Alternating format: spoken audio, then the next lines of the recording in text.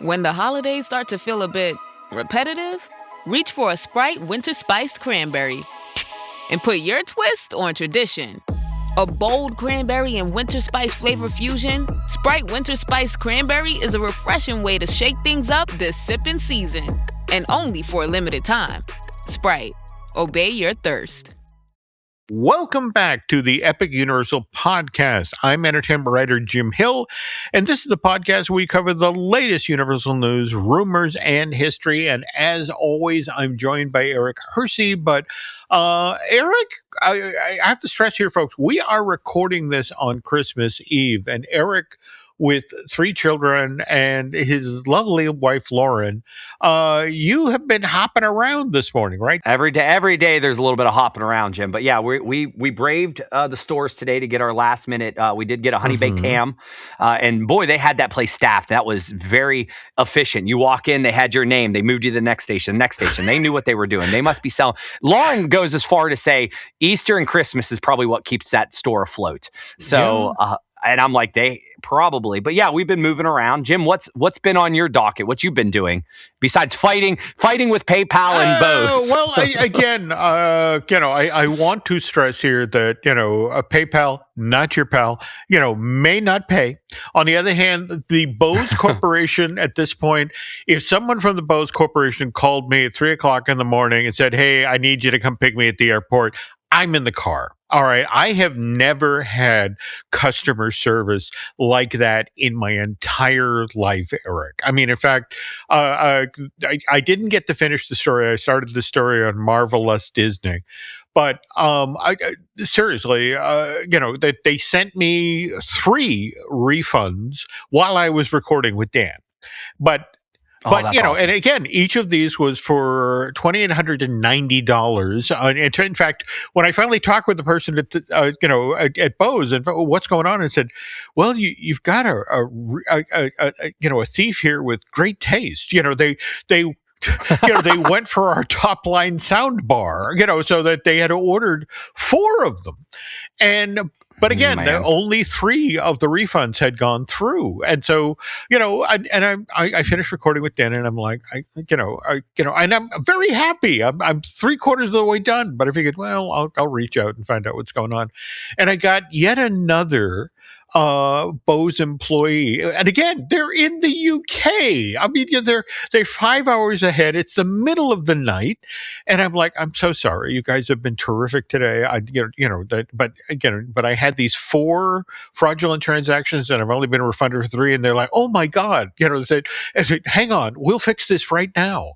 And again, within 15 minutes, though, the absolute kicker here, Eric, is that when I got the 3 refunds, I thought, oh, well, PayPal has changed their mind, because clearly I'm getting refunds, and Bose can't do this on their own. So, PayPal must now agree that these are in fact fraudulent, activity on my account, and I had nothing to do with it. So I called their representative again, and there's this very quiet, kind of sullen PayPal employee at the other end who has to admit that we have nothing to do with this, we are not trying to be any more helpful. You could take that wishful thinking out. We are still not helpful. It's just like, this is all Bose. All right, they made the decision. In fact, you could hear the fact that really they refunded it that fast and the whole amount, and it's like, wow, even they were impressed with the customer service. But yeah, PayPal, not a pal, not going to pay. Anyway, you're not here to hear me whine about my retail activities over the holidays. So you're here for Universal News. So how's about we first acknowledge our sponsor, who lovely, by the way, Be Our Guest Vacations. And are you planning your next adventure? Perhaps in 2026, are you thinking to head head down to Orlando or that sort of thing? Well, let the experts at Be Our Guest Vacations take care of the details. As a platinum level earmarked travel agency, they provide top tier concierge service for trips to Universal Orlando, Universal Hollywood, the Disney parks, cruises, and more. So get started today at beourguestvacations.com and be sure to mention that it was the Epic Universal podcast that sent you there. So, now, again, in addition to, all of his holiday related activities, Eric has gathered together some Universal news of this week. And we're going to start with, something that's going away in the new year, right? Right, Jim. This was breaking news when we were putting some of this together, so it's only a couple days, maybe a day old. The horror makeup show is closing in January, so you really don't have much time from the time you could listen to this podcast. You got about a week before that actually closes down. So January 4th to be specific. So that's going to end, and I don't know exactly how long this version of that show has been running. I've seen it 2 or 3 times. It is it's a nice break from the heat when you're down there, and it is a nice solid show, and I've got it from different angles. But it looks to me that they're just going to reimagine it. It's not like we're not getting a new attraction per se there, but it'll debut later in that year. So it has people speculating what that is. Jim, have you been able to do this show in your recent, travels? I have done it over the year. What's fascinating about that theater is that typically when Universal is doing a press event, and they're bringing in the local media, you'll be in that theater. I mean, I, for example, I was in there once for a wonderful interview with director John Landis, who was, obviously, Mr. Landis, American Werewolf, in London. I mean, big guy when it comes to makeup and horror effects. So he was telling some lovely stories. I mean, me personally, I love the lobby area there because it's filled with so much film history. And yeah, I guess I'm going to be intrigued to see what they do here because I have enough friends in themed entertainment who work on these movie parks who talk about, the problem these days whenever you go to do, a how we do things in the movies these days show, it's, the answer to the entire, how do we do it? Computers. It's, yeah. Look at this giant green screen here. Do you want to learn? Yeah, there we go. Yeah. How do we make the monster? Yeah, the computer. And so it's like, I'm going to be interested to see what they do there because there are a lot of people who work practically these days, in fact, we should use this as an excuse to bring up the other sort of movie-related news. We got the trailer for Odyssey dropped, the new Christopher Nolan, and I think when you and I were pre-gaming, you haven't managed to see this yet. Well, I saw the reactions of everybody on Twitter and X and all the other things talking about it. So I remember early on seeing photos of that being shot at the lot. Yes, that's right. So there was big ships and stuff. Yeah. So I remember seeing the overhead, and I haven't paid much attention to, who's in this, what it's all about when it's coming out, but I was aware of the movie. So yeah, the big trailers dropped. Did you watch it? Or yeah, have you seen... before we get started here today, I went over and watched the trailer, which by the way makes a very big deal about this entire film was shot with IMAX cameras, but it's Matt Damon, and again, what's interesting about this one, folks, is remember Christopher Nolan for a decade or more, it worked exclusively over at Warner's, but on the heels of Oppenheimer, which he made at Universal, he was so happy with how he was treated on that project.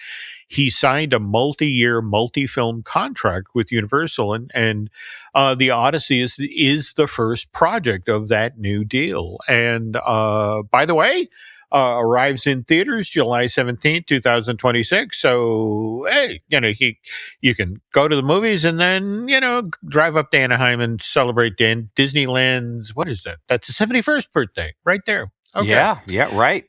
No, but what's funny though is that with the recording of all that and so forth, that what I was thinking with new movies, would that be like a good replacement? I just think with the Mm-hmm. show, right, the horror makeup show, there was some elements that were dated, talking about movies that were probably no longer like referenced. So Yeah. I just think that they kind of throw, like, if the Odyssey did a lot of practical effects, instead of talking about like an American Werewolf in Mm-hmm. London, or I think in this latest one they talk a lot about the 2017's The Mummy Oof. remake, but like just place in new films in that place, and the show could almost be the same. So maybe that's what they'll do if the Odyssey's a big hit or something like that. Just take some of the creation of, because they always have cameras running for these making of shows for these movies anymore. They right? do. I just again,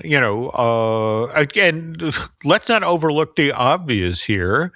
Uh, how much money do you want to lay down that at least part of this makeup show is going to talk about? And then we painted her green. Yes. Or if you're talking about practical effects, I mean, that was one of the things from stage design and everything like that. I watched some wonderful how-tos and making ofs on YouTube that was showing that. So there you go. There we go. That could easily be it. I mean, I in fact, I'd laid out good money right now. That's exactly what they're doing. Let's stop speculating. There we go. This is the new show, Monster Makeup, or just for good. Monster Makeup show for good.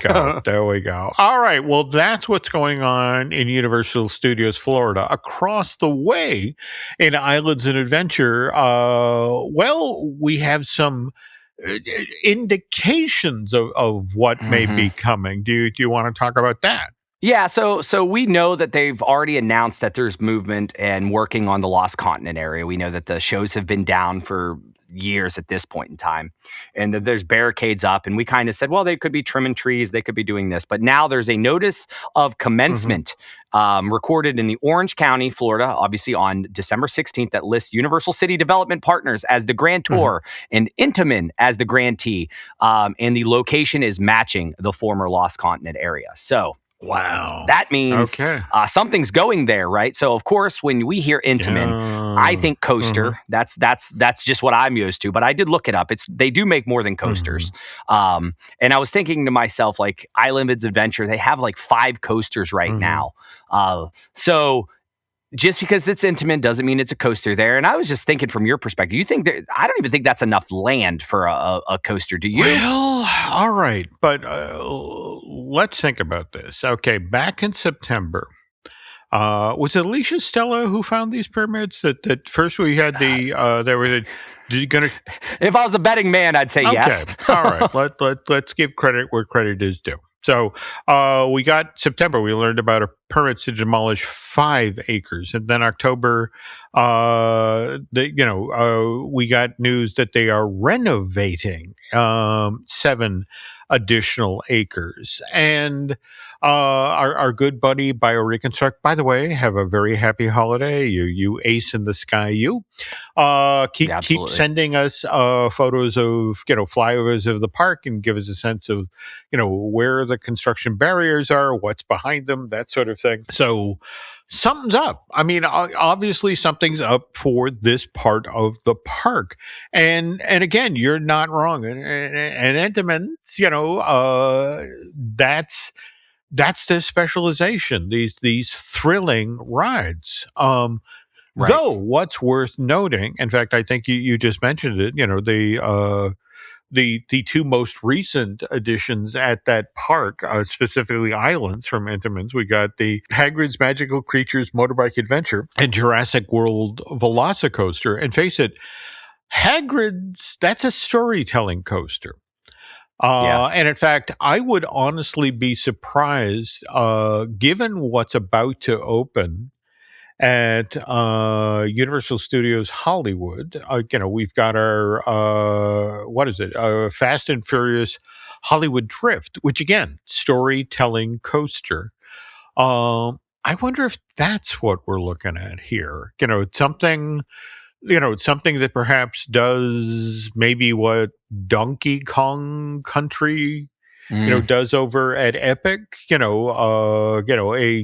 A ride that really tells more of a story. Because face it, we've been hearing about various IPs that are potentially walking into the Universal parks. And There Yeah. has been a lot of discussion of a Zelda-related thing going into this specific corner of the park, and it's just sort of like, if and again, that I guess I don't game.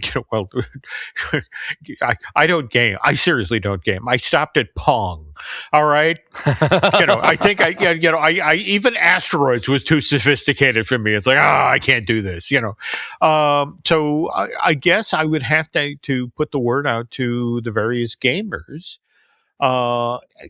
If a Zelda were to come into the Universal Park, and again, it's an Intamin who's potentially delivering the ride system, what aspect of Zelda could that be used to bring to life? That particular company and that particular IP. Yeah, that'd be interesting. I'll have to chat with my brother who has been playing on the Switch for years, the Zelda games. I mean, they're almost obsessed with playing the world builder, like you walk around and stuff. And I've never really got into Zelda, so I wonder what kind of and there was always been rumors that this area would lend well for a Zelda, and getting a Nintendo in this park would be very smart. So there's lots to it. So we'll have to keep an eye, but I think we're moving in a closer direction. It's no longer probably trimming of the trees. It is now, let's see what they put together, and we'll keep an eye on those permits. Absolutely. And as we continue around the Lazy Susan of theme parks in Florida, we have some news in regard to Epic Universe. In fact, I think this ties in nicely with, and again, we were just talking about BioReconstruct getting that amazing. He's done flyovers when they've been testing it, and I want to say it was the images that you shared with me were somebody who was staying in the Helios, right? Who saw? I think so. Okay. Late at night. Yeah. Right. But what we're dealing with right now is that they filed permit or trademarks for the term celestial good night. So if that's, and there's a logo as well, which as Universal Celestial Good Night has a nice little flying star and a moon. I mean, if this doesn't just scream show at Epic, nighttime show, I don't know what else could. So it was definitely the trademark application 995499242. So if you want to look that up, but yeah, it's essentially covering amusement park services and entertainment services in the nature of amusement park show. Okay. So that makes a lot of sense. Where what we saw the Cosmin Fountain show with some the projection of a dragon, I believe, and there's always a aspect, I believe, in concept art. They also, when they first launched the project, there was fireworks over top of Helios, and the only time we've really seen that was the grand opening. So I think they're testing and getting ready to push this out. Maybe for their second summer, who knows, coming up. Yeah. It's hard to say, but we now know that there is a trademark for it, so at least they own it. No one else will have that name. There we go.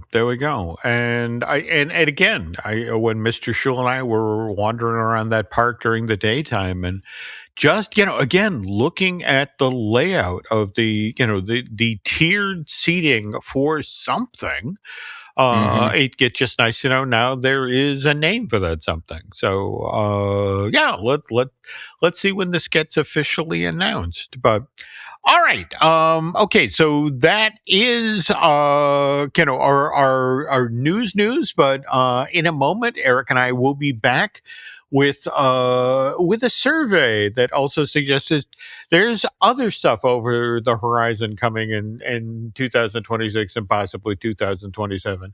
But before that, there's this. Does it ever feel like you're a marketing professional just speaking into the void? But with LinkedIn ads, you can know you're reaching the right decision makers, a network of 130 million of them, in fact. You can even target buyers by job title, industry, company, seniority, skills, and did I say job title? See how you can avoid the void and reach the right buyers with LinkedIn ads. Spend $250 on your first campaign and get a free $250 credit for the next one. Get started at linkedin.com/campaign. Terms and conditions apply.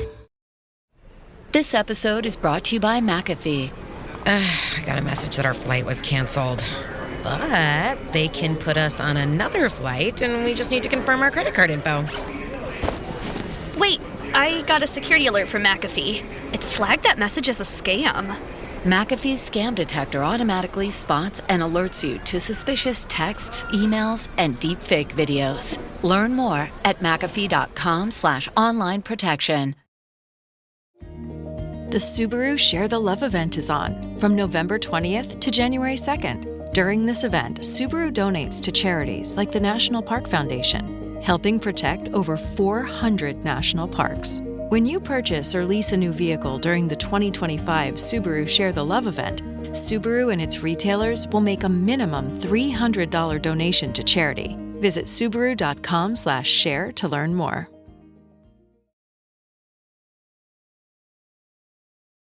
And we're back. All right. So, if you've listened to this podcast in the past, Eric and I have talked about the FanFest event that debuted out in Hollywood just this past year. We've also shared that Universal Orlando has been doing some survey work about a version that's potentially coming to Florida. And they seem to be doubling down on the surveys in regard to this. Where exactly did we get this? Well, an anonymous, we're not allowed to share, the contacts. It's the first question is that you're not allowed to share these. So there we go. There we go. Universal doesn't like people talking about these, but somehow it just always lands on our desk. There was an owl that brought it, threw it through the mail slot. There we go. There we go. You can't stop the post, even if it's on Sunday. So we have. Okay. So we did have a survey that came through, and we've seen this before. I believe you and Len talked about it. We talked about one, but I always enjoy these, and it's designing a hypothetical fan event at the Universal Orlando Resort.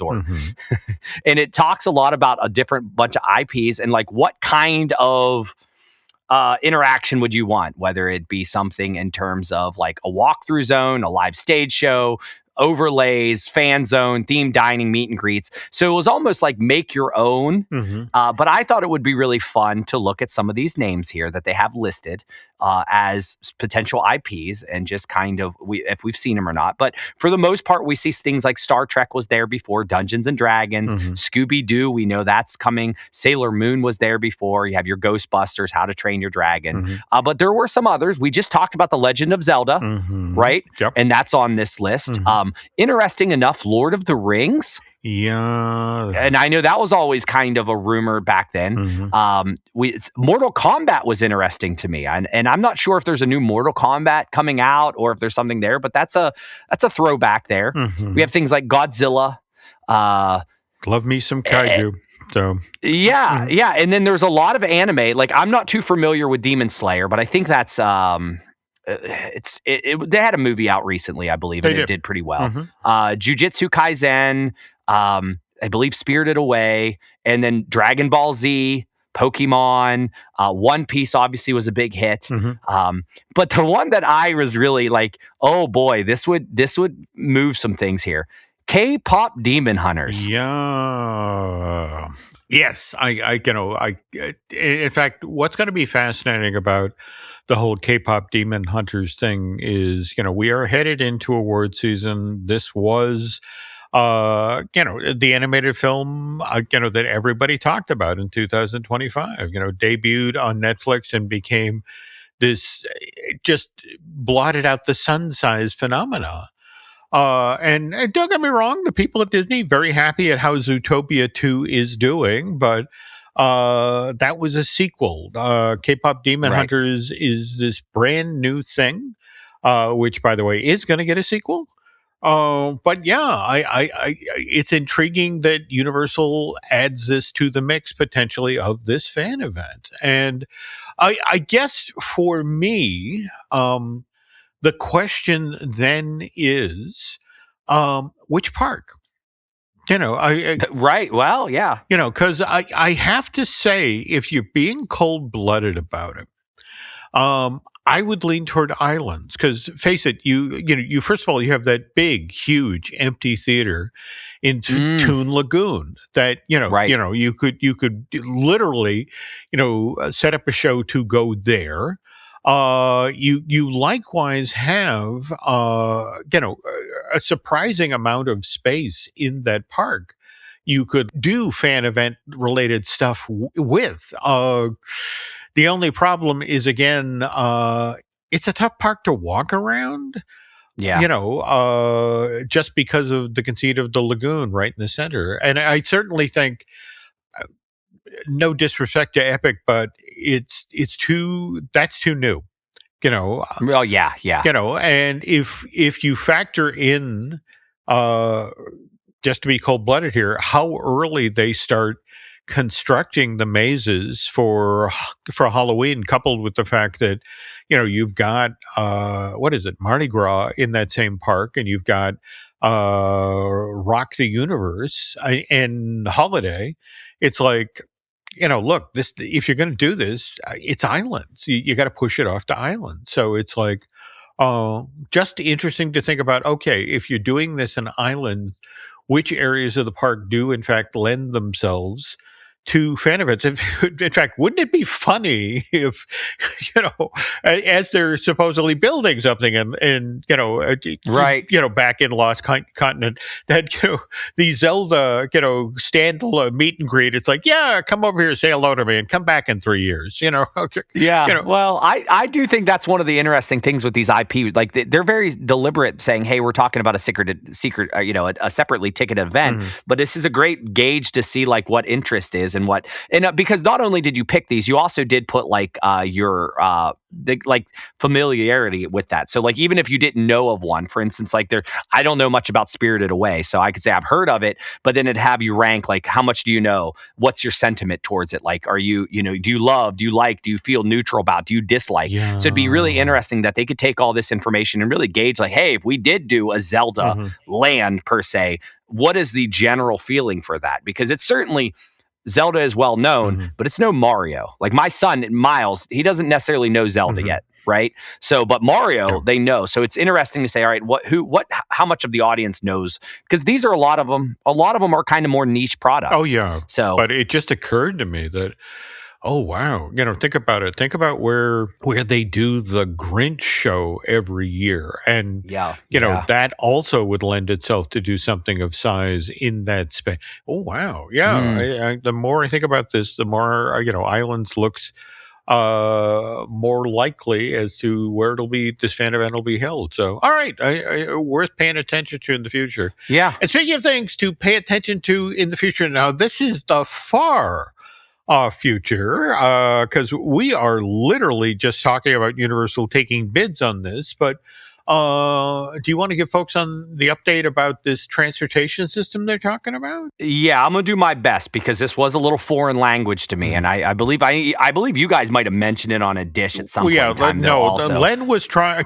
I was like, okay, yes, but please. I was gonna say, I think Len called people. He's like checking out, dressed up as individuals going into rooms and stuff. He seemed to know a little bit more what they're talking about. But Universal is taking bids for a transportation system connecting Epic Universe to the other theme parks.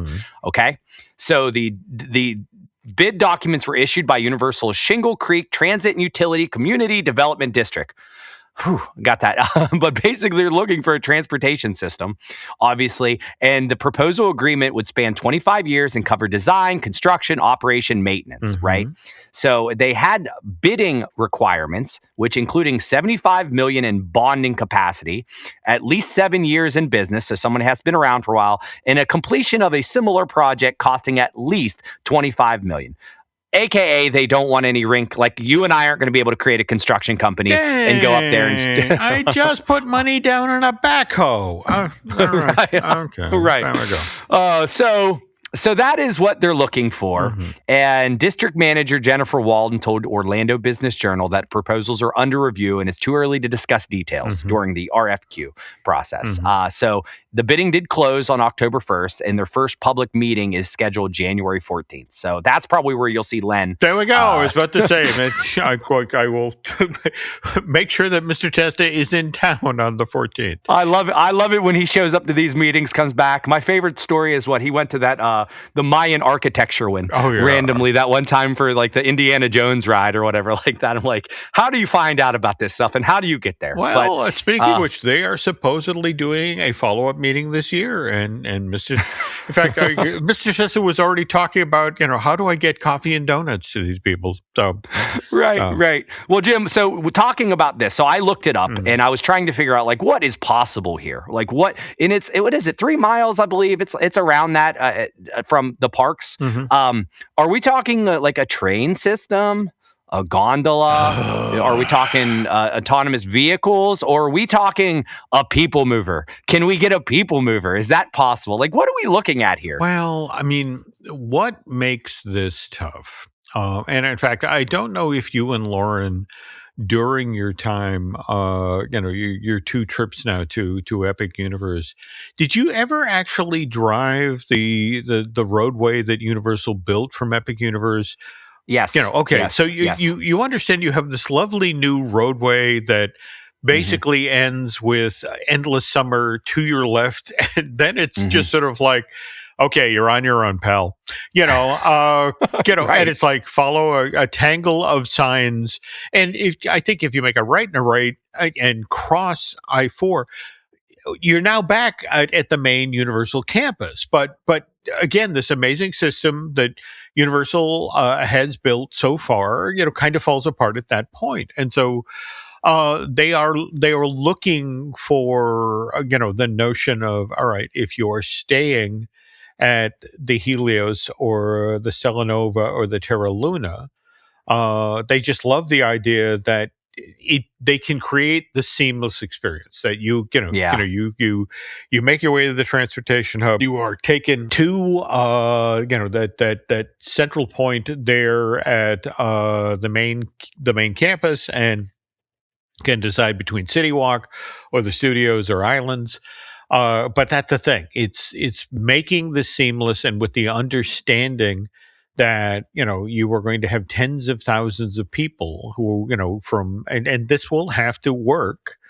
A system that can move massive amounts of people from 6 o'clock in the morning till 2 or 3 o'clock in the morning, and then be something you can be doing maintenance on in the the after hour. I mean, it's a very specific set of needs, and that coupled with the whole notion of, and it has to be able to handle huge amounts of people, very early in the morning and very late at night.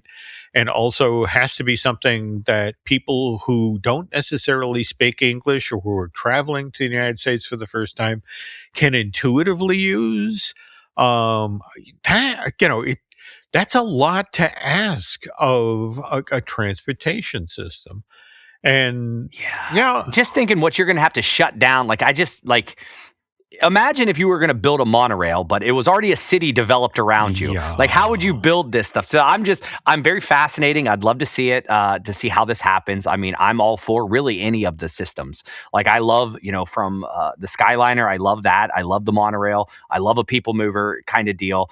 I guess, even a bus is fine at times. So I'm just, I'm very interested to see how they pull this off and what happens, and anything to make it seamless is going to be great for their future, because none of us want to be driving, and getting lost. So, I mean, I don't know. I think I've told this story, or I've told this joke previously, because again, I lived in Orlando in the mid 90s or thereabouts. And again, you can always tell somebody who's lived in Central Florida, because they give you instructions based on what used to be there. It's like, Skull Kingdom, turn where that used to be. And then, that Wet and Wild. Yeah. Remember when you drove past there, there's a road there. So that's, that's the thing, is just so many people who come down to Orlando. And remember, it wasn't all that long ago. There was the Disney Express where they weren't driving, period. They were in the walled city. And I don't know, is Universal, I think Universal is a better neighbor than Disney. So, they I mean, for example, just the fact that Endless Summer is there right on iDrive, and it's like, you can walk out the door and go to the restaurants around here. Go ahead, I think there's like a TJF Fridays or something right next to it or whatever. So we'll see how that goes. But we'll keep an eye on it. It is a long project. I can't imagine it's something that's going to happen overnight. But we'll probably get more information, or we'll get information when Len shows up to that meeting. There we go. All right. So look for the guy at the back taking notes. All right. And speaking of back, when we get back, folks, we're going to go to the other side of the planet. minute to talk about the potentially next Universal Park, and not a not very surprising place they've decided to build it. But we'll get to that in a sec. But first, this. Oh, Hilton stay, your beds are soft and cozy. No lumpy couch, no stiff futon, no shower line at crack of dawn. Oh, Hilton stay, a holiday you're saving. When you want holiday comfort you can count on, it matters where you stay. This season, enjoy spacious, comfortable rooms and friendly service when you book with Hilton instead. Hilton for the stay. Kraft mac and cheese is the best thing ever. It's even better than pop music. You look just as natural enjoying us at age 13 as you do 55. Kraft mac and cheese. Best thing ever. This is Jason Momoa, and I'll be your finance professor today. Welcome to Banking Smarter 101 with Chime. Bam! First lesson, sign up for Chime and set up direct deposit. You'll be joining millions of members banking fee-free. Second lesson, get cash back on eligible purchases while building credit and a higher APY on your savings. That's how you bank smarter this season. Fa-la-la-la-la, class dismissed. Join Chime today. Chime is a financial technology company, not a bank. Banking services and a secure Chime Visa credit card provided by the Bancorp Bank N.A. or Stride Bank N.A. Members FDIC. Optional services and products may have fees or charges. Details at chime.com/feesinfo. With a qualifying direct deposit, earn 1.5% cash back on eligible secure Chime Visa credit card purchases. On-time payment history may have a positive impact on your credit score. Results may vary. APY means annual percentage yield. Learn about credit building and more at chime.com.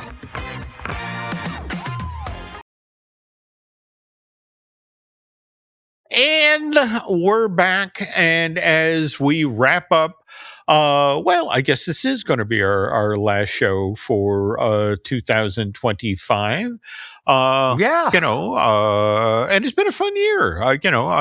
Obviously, between Epic opening and all of the other interesting projects Universal's up to, they've given us a lot to talk about. And this next thing, same thing. We'll be talking about this soon.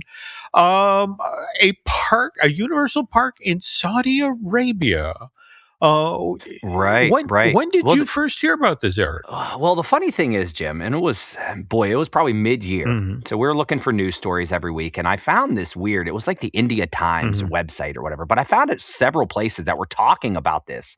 And we did an episode, and I brought this up saying, Jim, I don't know if this is a reliable source or not. So let's just talk in theory if this would happen. And we talked about it, and I never heard of it again. So I'm like, all right, that was just somebody out there getting clickbaits or whatever like that. And then this just came out this week from the Wall Street Journal. And I'm like, I kind of want to say we talked about that, but I kind of also like, we kind of talked about it saying, I don't know if it's real, but it is now like a reputable source. It came out and the Wall Street Journal says that there are plans for Universal Studios exploring theme park in Saudi Arabia.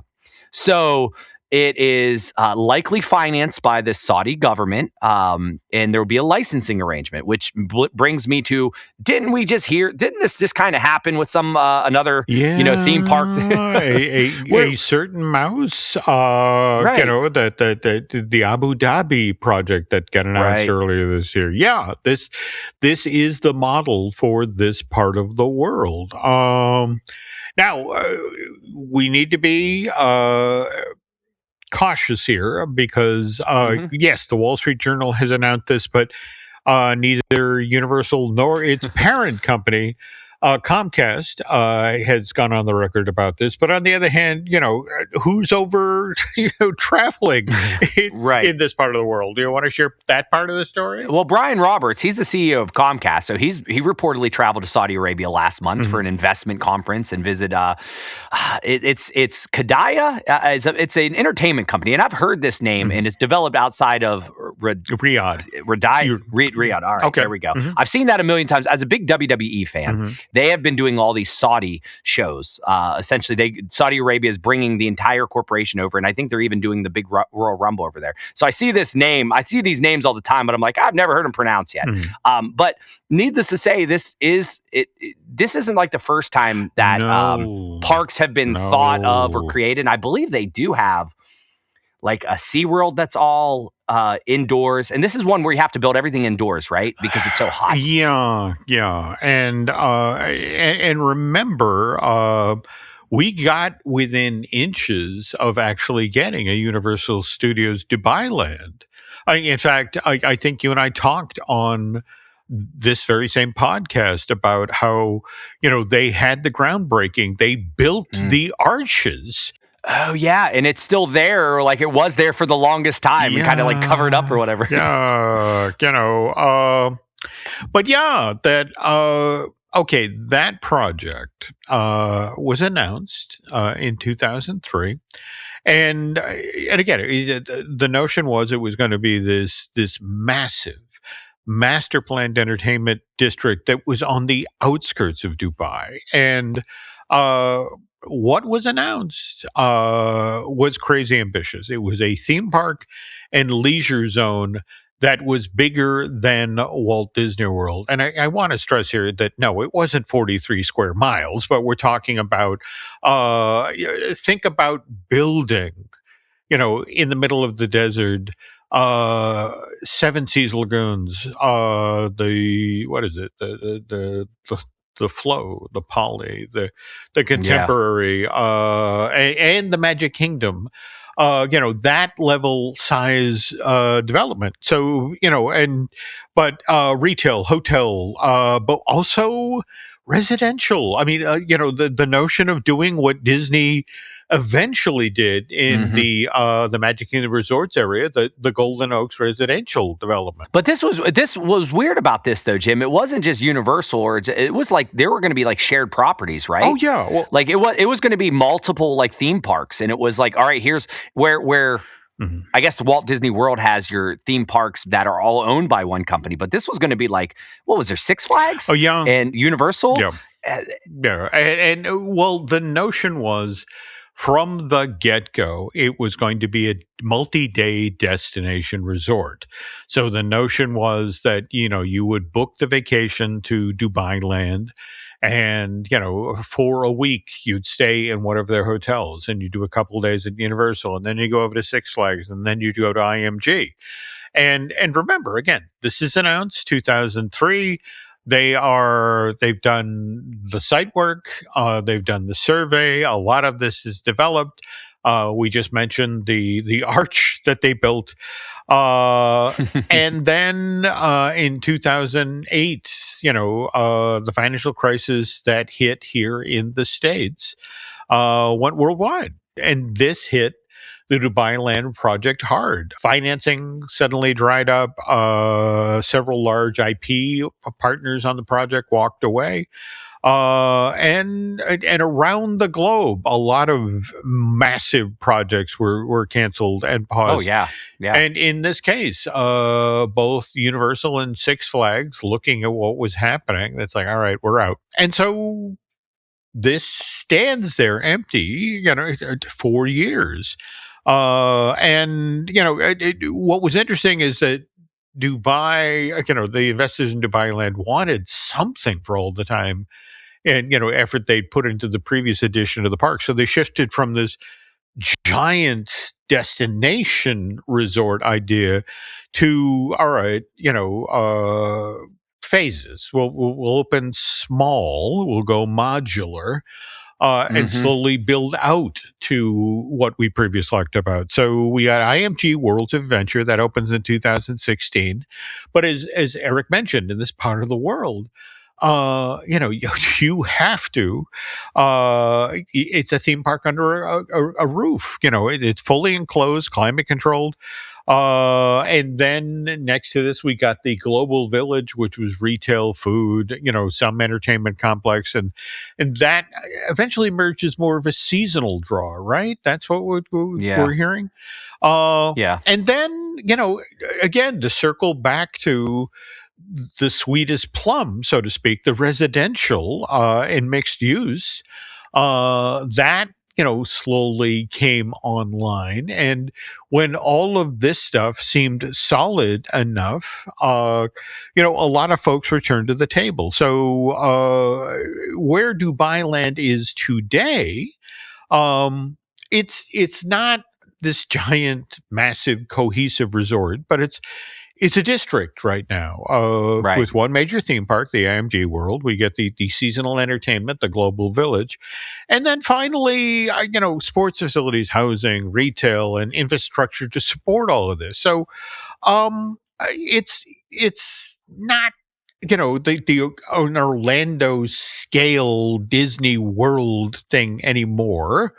That vision has been downsized, but on the other hand, it's stabilized. And it's something that the investment community can look at now and go, okay, all right, that worked, and we can move into this. But now, I guess that's the other thing, is that what's the takeaway here? Because for a lot of folks, Dubai Land is more of, what? Would you describe it as a cautionary tale? Well, it seems like there's you say it so many times that you start building in one economy and then you finish in another, right? There we go. You said, and I think that's a lot of it, is that you start planning and these take so long that some of these overambitious because that happened to Walt Disney World in 71. There we go. We got all these hotels that we're going to build around and do the original Epcot. And then, you get the oil crisis. So I think it's one of those things where I don't know if we see that anymore, right? I mean, because they know that it's so from year to year during that time frame, something major can happen and just destroy it. Yeah. And but at the same time, what's interesting is that themed entertainment is relatively hardy. The notion of, people always need to be entertained. Now, it is worth noting that a lot of people who work in this space are looking nervously at Vegas, because of, what's going on with that town, in, our era of tariffs and, for example, here in the States, we've picked stupid fights with Canada and Mexico, and people are not traveling to places like Vegas. Now, Walt Disney World and Orlando has not taken this hit. Vegas, on the other hand, because they already had ridiculous resort fees, and the whole notion of, they literally have a name for what's going on in Vegas right now. It's called the gouge. And so the 1-2 punch of, geez, it's too expensive to go to Vegas, and then you persuaded folks in Canada and Mexico that, don't come here. That town is suffering right now. And for a lot of people who are looking to invest in, entertainment destinations, it's like, that couldn't happen here, right? Please tell me that couldn't happen here. I think the people down in Texas are hoping it doesn't happen here. There's still going to be kids coming to this place, right? Well, there we go. Now, see, but that's what's fascinating. And Eric is, of course, talking about Universal Kids, which will open next year. What's interesting about that park is Universal. I mean, literally, that was a research-driven park. It's really Universal's first attempt at a regional theme park. They went to a part of the country where there are a lot of young families that would love to have a modest park in their area that appealed to small children. And when you look at that park, and it's like, it's all of these properties that appeal to small kids. You have a smallish hotel that straddles the opening that's also your entrance exit retail complex. And if you look cold-bloodedly at the site plan, you can almost see, and the water park goes there. Yeah. So it's I'm not going to lie. If you look at Legoland Florida, it's the Legoland Florida plan. There's additional expansion pads for other hotels and that sort of thing. I mean, I think that, I guess what's ironic here, folks, is on the very last edition of Epic Universe podcast, Eric and I were talking about how we think we really need to move quickly to go to Vegas to check out the Universal Horror Unleashed, because because of what's going on in that town, the likelihood of that project continuing, the odds aren't great. Whereas Epic or Universal Kids, geez, where they built, how they built, it is so smart. I feel like that one right from the get-go is going to be a smash hit, and then it'll just be interesting to see how many other regions of the country get their own Universal Kids. So right. And I think, there's and the good news is with all this is that they're still building. There seems to be, like you said, the themed entertainment. There's still people need to be entertained. So whether it be over in Dubai or Texas or Vegas or Chicago, we're still looking at that. It's just fun and for us, we're just happy that this should give us a really easy 52 episodes for 2026. There right? we go. Keep building. Give us something to talk about. There's never a shortage of stories that we can find, and we certainly appreciate everybody that's followed along and joined us for all these stories for this year. Oh, and speaking of which, I wanted to mention this as we close out today. I just literally went down to the post office this morning, and there was a lovely letter there from Brian Krosnick, who you'll remember we had on the show a couple of months back. He was the guy who did the Epic Universal build out. And it's a lovely note from him about thanking Eric and I for inviting him on the show, and again, that we should invent a reason to bring Brian back. That was a fun show. Yeah, I think he just recently did like a Pokemon look. I was looking over his stuff, so there's good reason. Get some Pokemon in the news, and we'll bring him over. All right, better yet, Brian, Zelda. Look at Zelda. All right, and then get back to us, okay? Well, anyway, on that note, folks, Mr. Hersey and I want to thank you for just how supportive you've been of this podcast over the past year, and we've enjoyed doing it with you and for you, and look forward to doing it again for the coming year. But for now, that'll do it for this week's show. And by the way, if you have topics and suggestions for future episodes of the Epic Universal podcast, please feel free to send them our way through social media or contact or mail, actual mail with that stamp on it and everything. But for now, thanks again for listening, and Eric and I will be back soon. Hey, Ryan Reynolds here.